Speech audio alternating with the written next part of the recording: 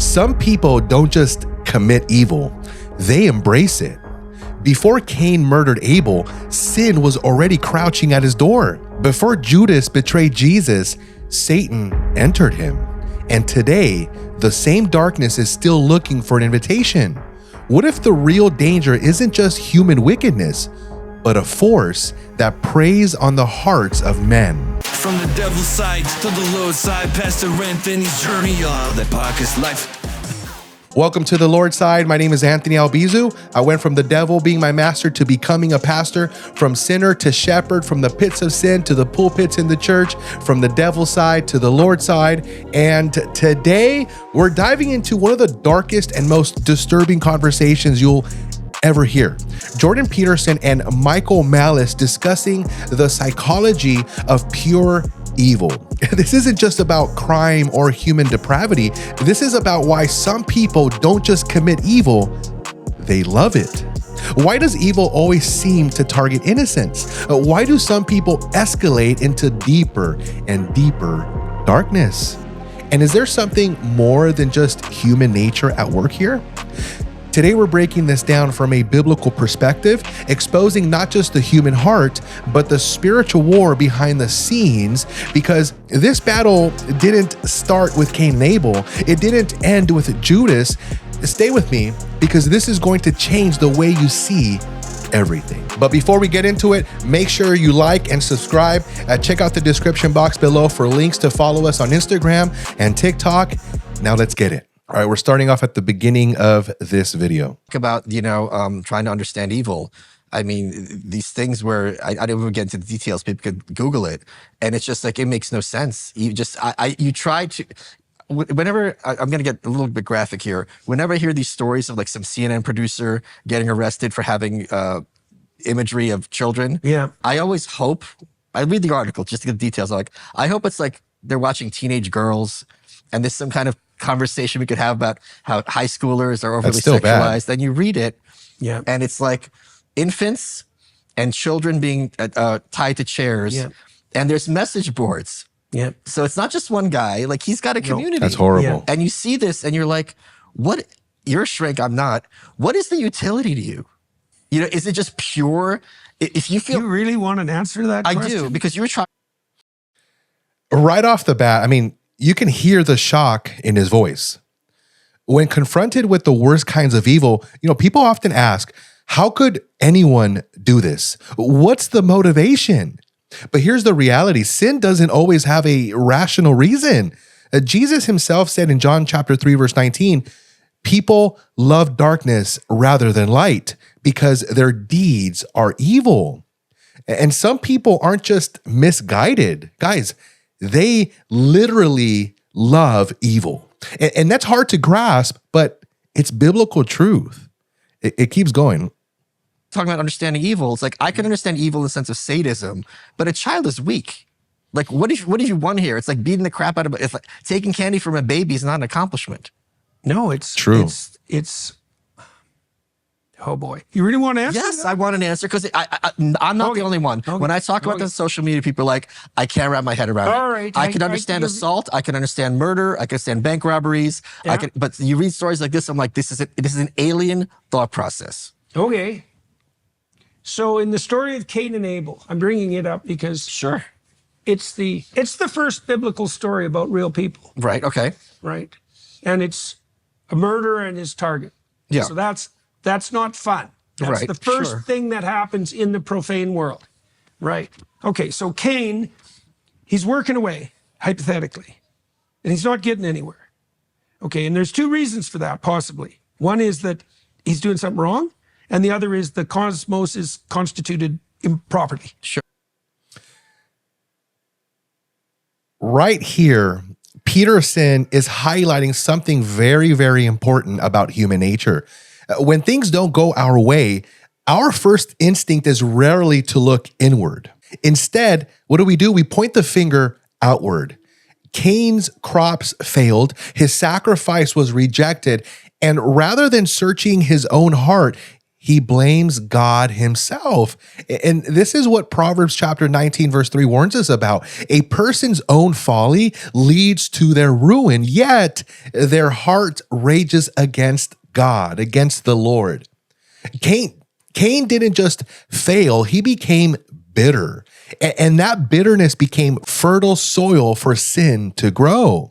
But listen, this is where we need to lean in here, because evil doesn't begin with an action, it begins in the heart. And guys, Jesus made this crystal clear in Matthew chapter 15, verse 19, where he says, "For out of the heart, guys, come evil thoughts, murder, adultery, sexual immorality, theft, false testimony, slander." And notice, Jesus doesn't say that evil begins outside of us. He says it flows from within. A lot of people don't like that. Think about this. Before Cain ever picked up a rock to kill Abel, the murderer already existed in his own heart. His hands were innocent, but guys, his heart was guilty.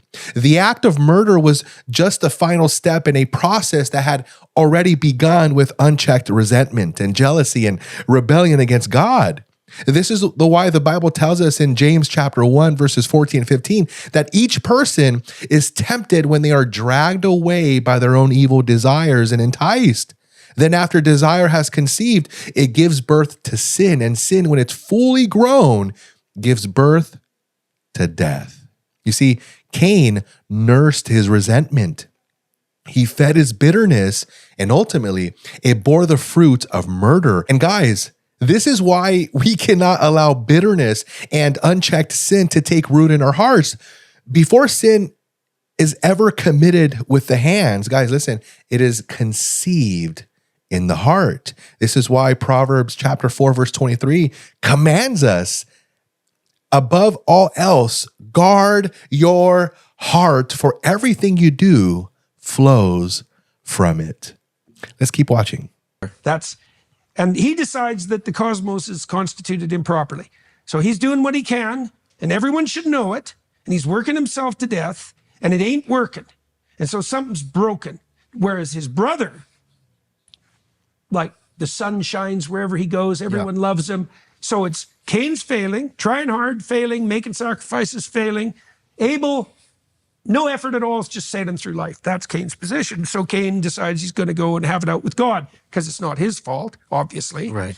And so he says to God that Abel, everything's going well for him, and here I am suffering away, nothing's working for me, and I'm bitter and miserable and resentful, and no wonder. And God says, well, you got a couple of things wrong with your theory there, buddy. The first theory is that's wrong is that your failure is not what's making you miserable. Ooh. And God says, there's an intermediary figure playing a role here that you don't understand. He says, sin crouches at your door like a sexually aroused predatory animal, and you invited it in to have its way. Bro, this is a haunting image, and it comes straight from Genesis chapter 4, verse 7. Sin is crouching at your door. Its desire is to have you. Its desire is it wants you, but listen, you must rule over it. That's what the verse says. You must rule over it. The Hebrew word for crouching there, it paints a picture of a wild beast waiting to pounce. Understand this. Sin is never passive. It waits for a moment of weakness, and when we entertain it, when we justify it, it takes over. That's what Cain did. That's exactly what happened. And that's what all sin does if left unchecked. It overtakes us. And if you don't utterly kill sin, sin will utterly kill you. This is good. Let's keep watching. With you. So you engaged in a creative dialogue with the figure of evil because you felt you were justified, because you're resentful, because you're failing. Now, while you were failing, you could have learned. Sure. You could have decided it was your problem, but no, it's God's fault. And so God tells Cain, I don't think it's my fault. I think it's your fault. If you did well, you would be accepted. Yeah. All right. So Cain listens, but he doesn't hear. And he goes away. And then he invites his brother to go do something with him, like in good faith. And then he kills him with the rock. Why? to get revenge against God. Wow. I see where Jordan is going here. This is where sin escalates. Cain's issue wasn't really with Abel. It was with God. This is something we all have to grasp. Listen, Cain couldn't strike down God. So what does he do? He attacks what God loved. And guys, this is exactly what Satan has been doing since the very beginning. Don't be deceived. The Bible says, and I think in 2 Corinthians chapter 2, verse 11, that we shouldn't be ignorant of his devices. You see, Satan understands that he can't dethrone God, so he goes after what? His creation. This isn't just about jealousy. This is about hatred of God himself. In Revelation chapter 12, verse 17, it tells us that Satan went off to wage war against those who keep God's commands, and listen, and those who hold fast their testimony about Jesus. Why? Why does he go attack them? Because Satan's rage isn't just against people, it's ultimately against God. Understand this, evil people, just like Cain, often target innocents because they hate God. And this is why sin always has collateral damage. It isn't just about harming a person. It's about defying and desecrating what God has already created. But, I want to go deeper because this is the very heart of Satan's rebellion. I think of Isaiah chapter 14, I think verses 13 and 14, where Satan declares, I will ascend to the heavens. I will raise my throne above the stars of God. I will sit enthroned on the mount of assembly. I will make myself like the Most High. I. Do you hear that? Satan's rebellion is all about self-exaltation. He wanted to replace God, and Cain follows in those same footsteps, rejecting God's authority, creating his own standard of justice, and taking matters into his own hands. This is exactly why John chapter 8, verse 44 says, you belong to your father, the devil, and you want to carry out your father's desires. He was a murderer from the beginning, not holding to the truth, for there is no truth in him. Guys, Cain became like Satan. And when people today harden their hearts against God, when they refuse to acknowledge his truth, they are walking down the same exact road. They may think they have an issue with other people, but at the very core, their fight is with God himself, the creator of the universe. This is why the world hates Christians. This is why truth is attacked. It's not about differing opinions. It's about a spiritual war against God. I mean, Jesus said it himself in John chapter 15, verse 18. If the world hates you, know that it hated me first. Cain hated Abel because Abel was a reminder of God's goodness and justice. And that same spirit, guys, is alive today, fueling hostility against truth, righteousness, and faith. Bro, this is some heavy, heavy stuff. This is deep. Let's keep going. That's the motive, right? Because Cain is existentially wounded because his sacrifices are being rejected. So he takes God's ideal and he sullies it. Right. That's what they're doing with kids. You That's take sad. the most innocent possible creature and you do the worst possible thing to them. That's horrible. Yeah, that's what it is. Oh God. So God is right. I was thinking about it in terms of a pornographic aspect, but it's actually just literally demonic. It's way more. It's like core demonic. Yeah. That's why, that's why it's so alien. Christ says in the Gospels that, Oh God. that the people who sully children, he says something like it would be better for them if they, if a heavy weight was wrapped around their neck and they were thrown into the ocean. It's the worst sin. That's why they're doing it. That's why they're doing it. It's the ultimate middle finger to reality and being. This is one of the hardest things to talk about, when things happen to the little ones, and man, they're just some evil. Why would people do that? to us, and this is exactly what we're talking about. It's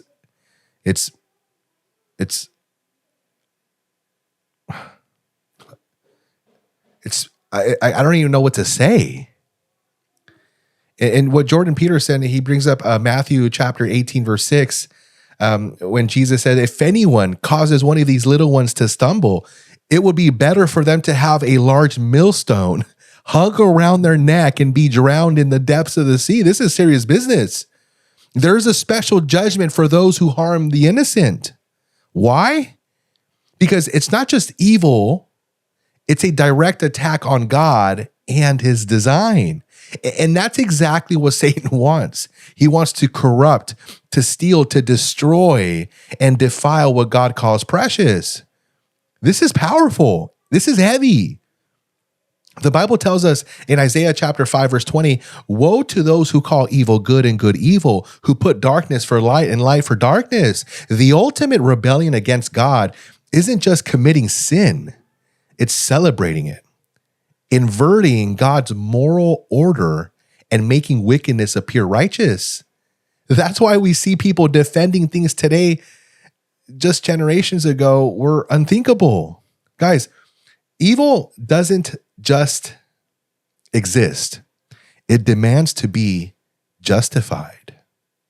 Let's finish this up. You fucked with me, I'm going to fuck with you. Whoa.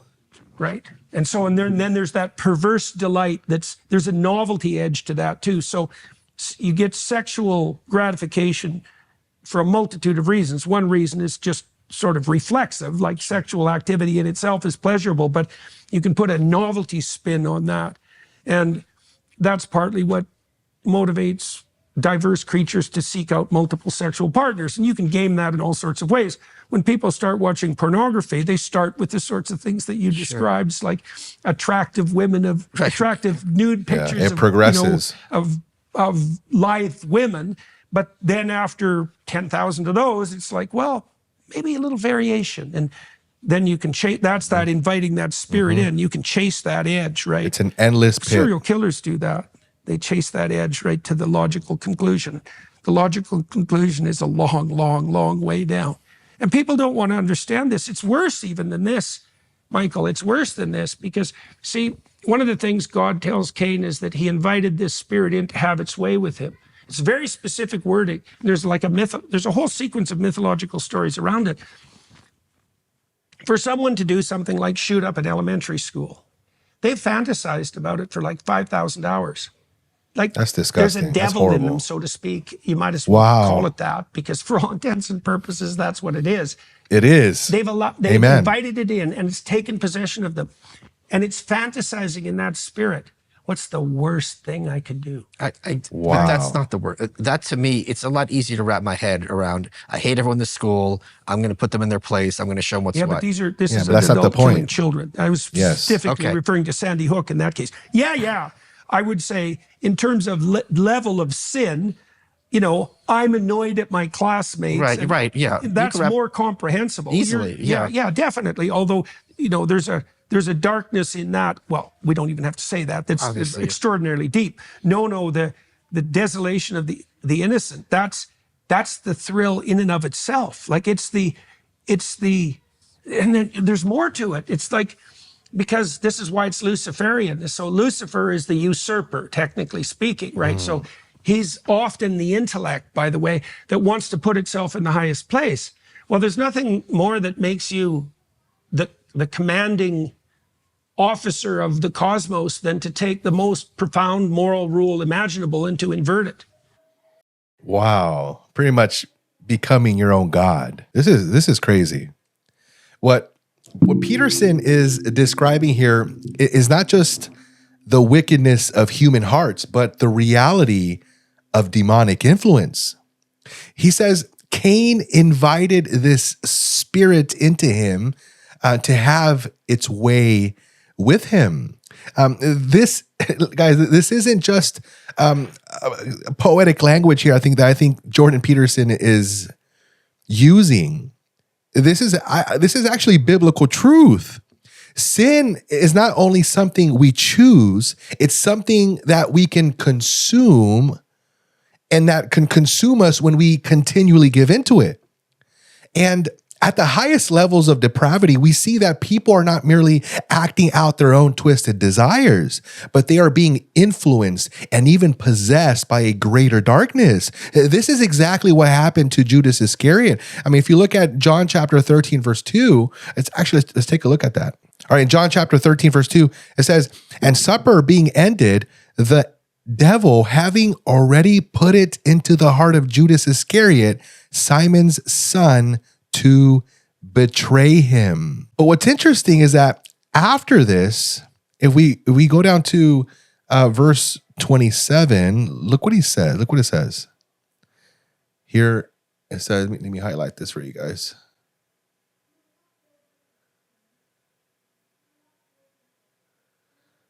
It says, "Now after the piece of bread, Satan entered him." Satan entered him. Do you see that? First, Satan whispers, then he takes over. The same pattern exists today, guys. Sin starts as a suggestion, a small compromise, a thought, a justification, but when entertained long enough, it becomes a foothold. And when given full control, it becomes possession. This is why Paul warns in Ephesians 4:27, do not give the devil a foothold, because what begins as a temptation can end in enslavement. So yes, evil is real, and it's not just a human problem, it's a spiritual battle. But here's the good news.